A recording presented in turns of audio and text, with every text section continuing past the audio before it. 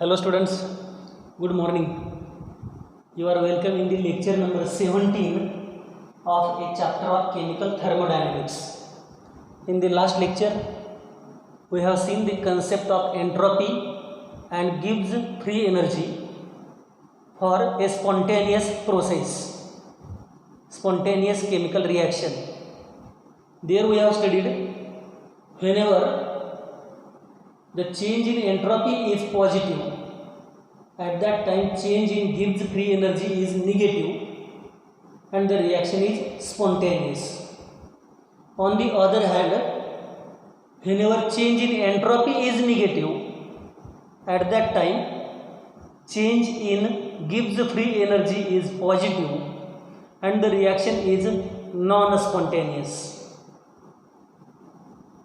Now depending on value of delta H, that is enthalpy change, value of delta S, that is entropy change, and the value of delta G, that is Gibbs free energy, let us see how the spontaneity of process and the non-spontaneity of process is decided at given temperature or pressure.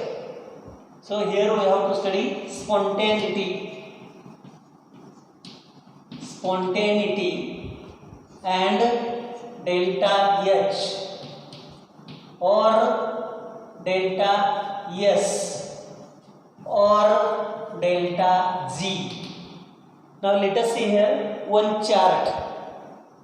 I am writing in the first column value of delta H, then delta S, then delta G, then type of process, whether it is spontaneous or non-spontaneous. So first of all, at the start of spontaneous process, we have studied that all those processes are taking place with decrease in energy. Decrease in energy means there we have studied that spontaneous processes are exothermic in nature. So for the process to be spontaneous, delta H should be negative. That we have studied. Delta H is negative, the process is spontaneous. But there is one drawback, there is one limitation we have studied, not drawback, one limitation we have studied for exothermicity, that is ice whenever placed open to the atmosphere, it absorbs energy and converted to liquid water. So there is absorption of energy take place. Conversion of ice to liquid water is endothermic and still that is spontaneous. Why that is spontaneous is explained with the help of entropy, second one. And there we have studied that whenever solid is converted to liquid, entropy increases. What is entropy? Entropy is measure of disorder, measure of randomness in the system. So that measure of disorder or randomness increases, and as that increases, entropy also increases and ice is converted to liquid water. Therefore delta S is positive for the spontaneous process. So delta S is positive, delta H negative, delta S positive. At that time let us see what happens to the value of delta G. What is equation of delta G? Delta G is delta H minus T delta S. Now substituting the values, here delta H is minus, then minus sign, and delta S is plus. See these values, delta H negative, delta S positive.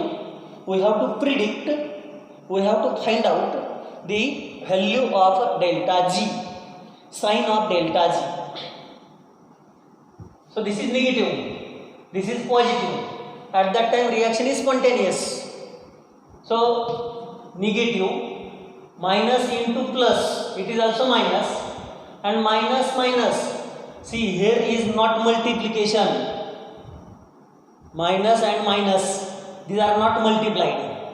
There is the summation. Therefore sign comes to be negative, and delta G is negative. We know that the processes to which delta G is negative, always they are spontaneous. Therefore this is a spontaneous process at all temperature. It is spontaneous process at all temperature. See, temperature is important, that you will come to know what is that temperature. That is also important. Second case. Secondly, we have studied whenever enthalpy change is positive, the reaction is non-spontaneous. So it is positive. Entropy change for a non-spontaneous process is negative. See, enthalpy change for spontaneous process is negative. Entropy change for the spontaneous process is positive. And Gibbs free energy change for spontaneous process also comes to be negative. Therefore, this process is spontaneous at all temperature if these type of values are given. But if delta H is given as positive, the process is non-spontaneous. And for non-spontaneous process, we know delta S must be negative.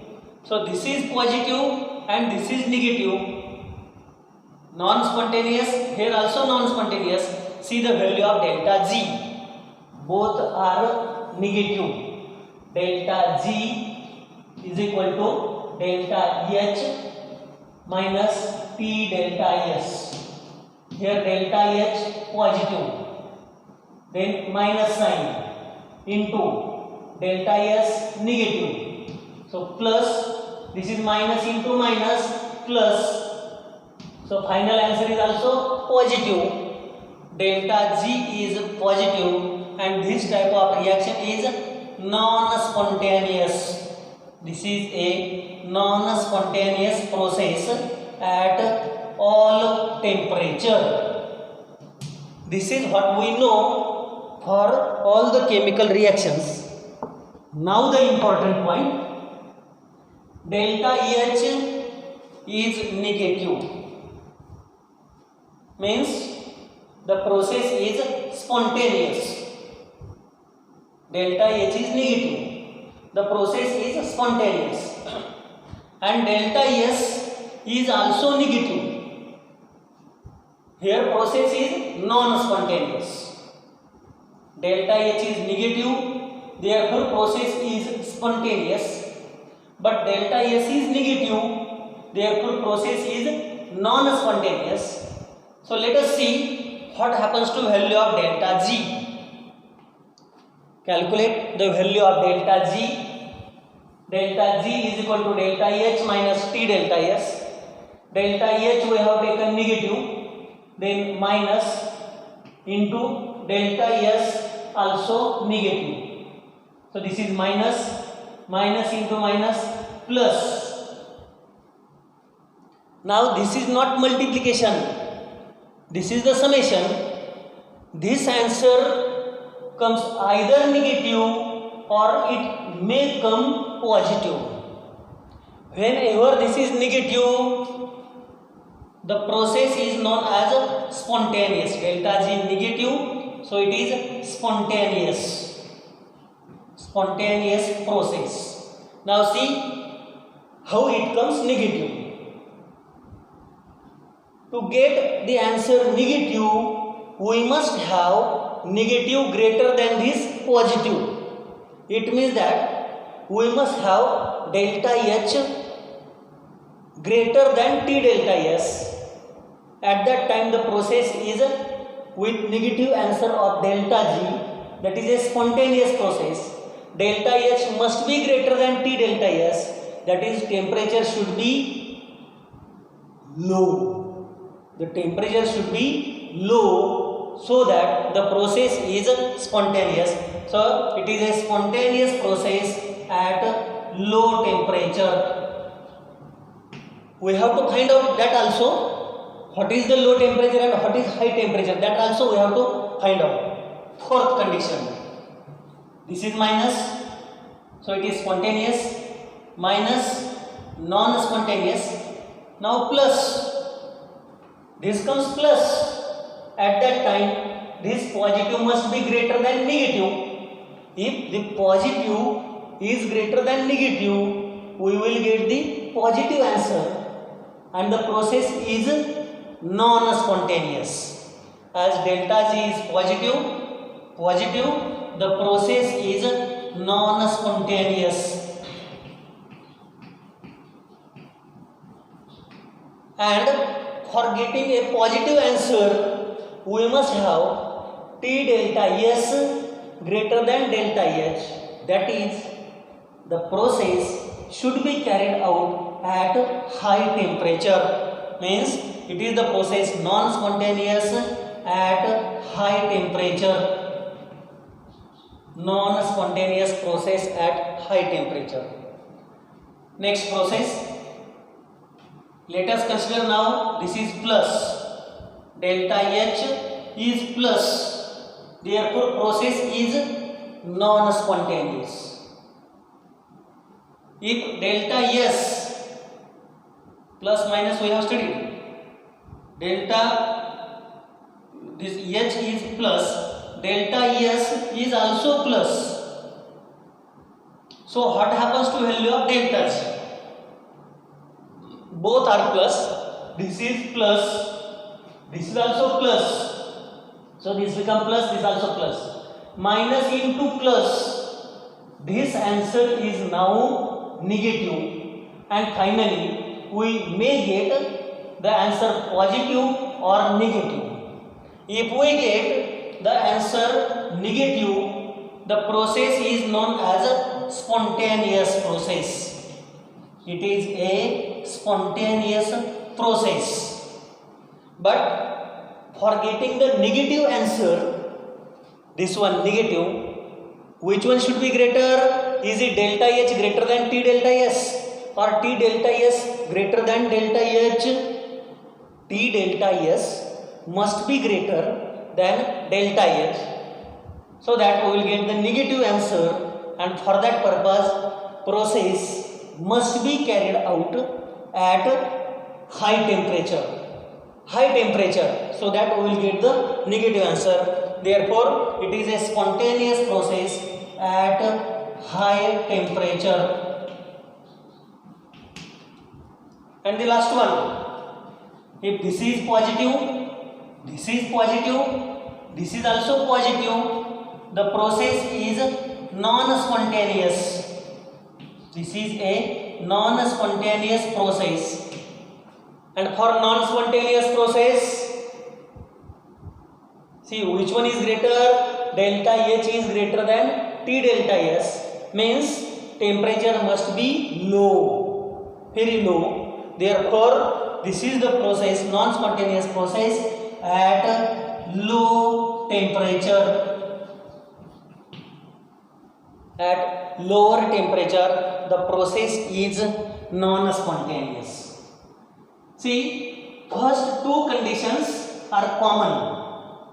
If delta H is negative, delta S is positive, and delta G is negative at that time, that process is spontaneous at all temperature, independent of temperature. The process is always spontaneous. Second case, if delta H is positive, delta S is negative, delta G is positive, the process is non-spontaneous at all temperature. But condition number 3, 4, 5 and 6 are important. Those 4 conditions are important. Here it is spontaneous, here non-spontaneous. So either answer is negative or positive. Negative at low temperature, Therefore, the process is spontaneous at low temperature, positive at high temperature, so non-spontaneous at high temperature. Opposite case, non-spontaneous, spontaneous. Here spontaneous at high temperature plus therefore non-spontaneous at low temperature. See the difference. This is spontaneous at low temperature and here is spontaneous at high temperature. Non-spontaneous at high temperature and non-spontaneous at low temperature. So depending on value of delta H, delta S and delta G, all the processes are explained over here in order to study the spontaneity or non-spontaneity of a chemical reaction. Now here we are telling all temperature, low temperature, high temperature. Means what temperature? Lower temperature than which temperature? Is it less than 100? Is it less than 200? Is it less than 400 or 500? What is it? Or we are telling non-spontaneous at high temperature. Means at which temperature? Non-spontaneous at high. Means is it higher than 100 or higher than 200 or higher than 300? What is that temperature? That temperature at which we are explaining this as low temperature or high temperature is known as equilibrium temperature. That temperature is known as equilibrium temperature. Now let us see how to study the equilibrium temperature.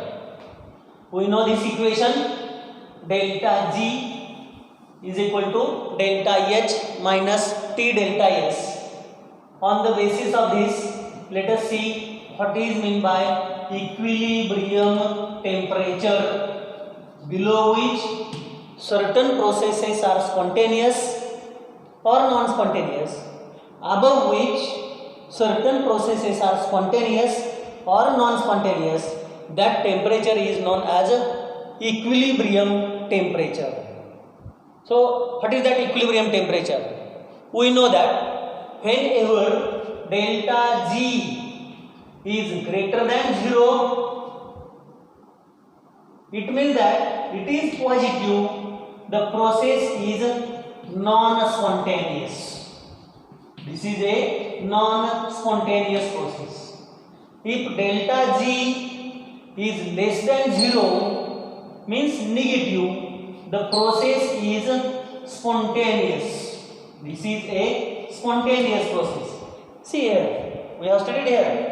Delta G negative means less than 0, the process is spontaneous. If delta G is positive, non-spontaneous process greater than 0. And whenever delta G is equal to 0, the process is stopped. It is the process at equilibrium. Whenever delta G is equal to 0, this is known as a process at equilibrium. And that equilibrium temperature we have to find out, below which the process has one type of nature and above which the process has another type of nature. Below equilibrium temperature, the process is spontaneous, above which it is non-spontaneous. Or the temperature below which process is non-spontaneous and above which it is spontaneous. Both way it is there, that we have studied low temperature, high temperature, spontaneity and non-spontaneity. So what is that equilibrium temperature? Delta G is 0 at the equilibrium. Substituting here delta G 0, therefore 0 will be equal to delta H minus T delta S, or delta H will be equal to T delta S, therefore T will be equal to delta H upon delta S.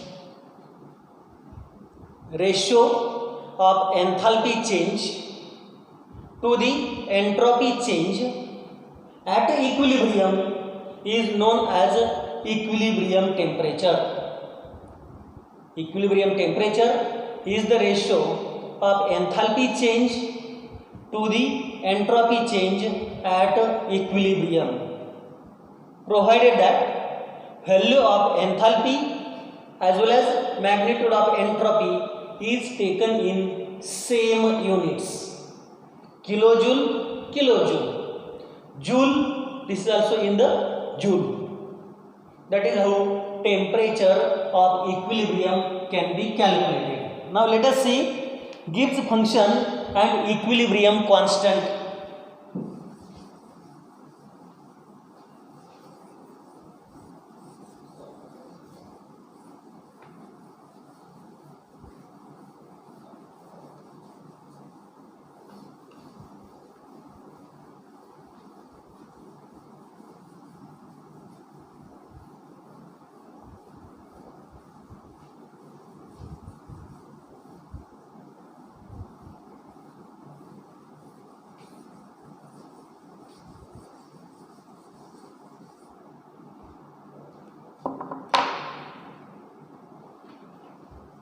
Gibbs free energy and equilibrium constant.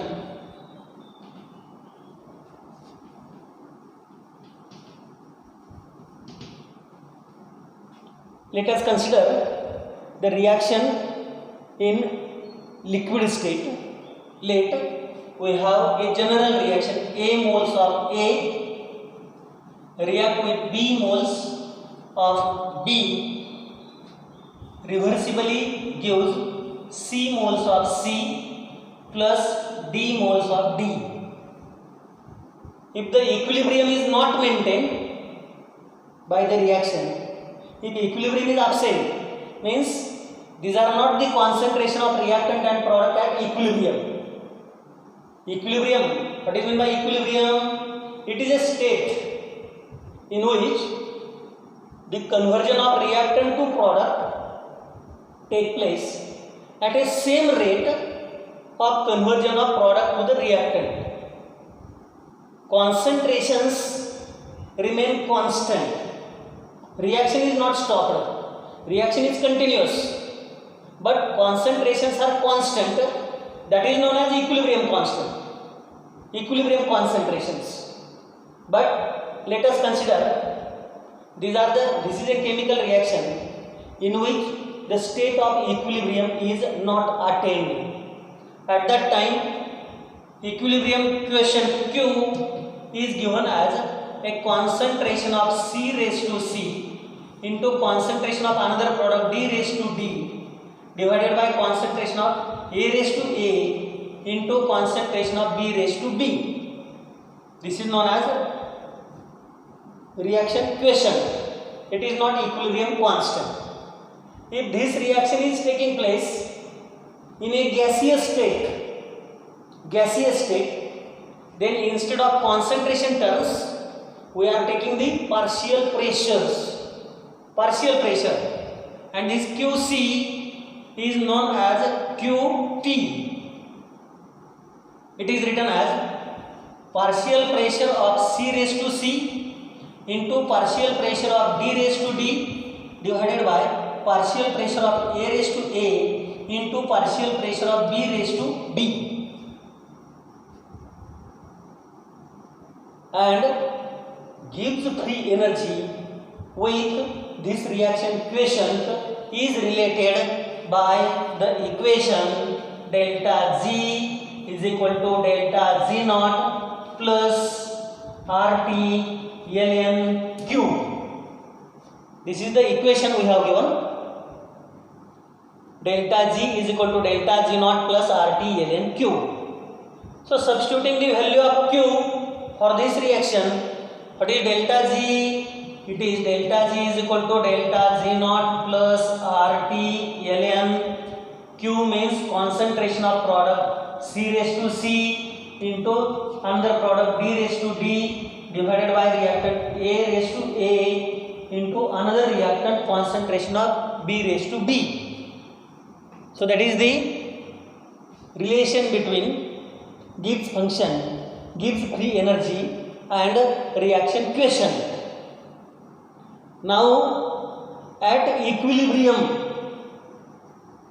reaction quotient is equal to equilibrium constant. At equilibrium, concentrations of reactant and product are constant. They are not changing. When your reaction has attained a state of equilibrium, the concentrations of reactant and product are constant. They are not changing. So at that time, at equilibrium, Q, reaction quotient will become equal to equilibrium constant, maybe Kc or Kp, depending on the reaction. If carried out in gaseous state, it is Kp. If carried out in liquid state, it is Kc. And at that equilibrium, we know delta G is equal to 0.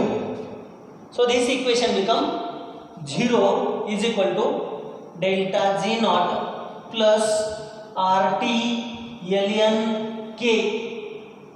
When delta G is 0, Q is replaced by K, and this equation become 0 is equal to delta G naught plus RT ln K, or delta G naught will be equal to minus RT ln K, or delta G naught will be equal to minus 2.303 RT log to the base 10 of K. With this relation, Gibbs function delta G is related with equilibrium constant K. In that manner, delta G and K are related with each other. Let us see this equation once again. Gibbs free energy and equilibrium constant. Let us consider a general chemical reaction. A moles of A react with B moles of B, giving C moles of C plus D moles of D. For this reaction, the reaction quotient, that is a ratio of concentration of product to the concentration of reactant, is nothing but equal to concentration of product C power C, concentration of the another product B raised to its number of moles small d, to the concentrations of reactant A raised to A into B raised to B. If the same reaction is carried out in a gaseous state, instead of QC, reaction quotient is known as QP. That is also pressure of C raised to C. Here partial pressures are taken into partial pressure of B raised to B divided by partial pressure of A raised to A into partial pressure of B raised to B. Gibbs function, Gibbs free energy, is related with the equilibrium constant with reaction quotient by this equation. Delta G is equal to delta G naught plus RT ln Q. We know the value of Q, that is concentration of C raised to C, D raised to D divided by A raised to A, B raised to B. Substituting the value of Q, we get this equation. Delta G is equal to delta G naught plus RT ln Q, means this value of reaction quotient. At equilibrium, whenever concentrations of reactant and product are constant, the state of equilibrium is attained. State of equilibrium is attained by a given chemical reaction. At that time, reaction quotient is known as equilibrium constant K, and at that time, at equilibrium, we know the reaction is neither spontaneous nor non-spontaneous. It is stopped. It is the process at equilibrium. So when Q is equal to K, delta G is equal to 0. So this is 0 equal to delta G naught plus RT ln K. Q is replaced by K. So this equation become delta G naught will be equal to minus RT ln K, or taking this is a natural log, converting it to the common log, multiplying it by a factor of 2.303, this equation become delta G naught is equal to minus 2.303 RT log to the base 10 of K. This is the relation between Gibbs function, Gibbs free energy and equilibrium constant of a given chemical reaction. So here what we have studied, first of all we have seen the spontaneity and non-spontaneity. Here first of all we have seen the spontaneity and non-spontaneity depending on value of delta G, delta S and delta H, that one chart. Then we have seen the equilibrium temperature at which the process is stopped, and then we have studied the relationship between Gibbs free energy and equilibrium constant. So with this the chapter of chemical thermodynamics we have completed. Explanation we have completed. We have taken certain problems. We have taken problem based on bond enthalpy.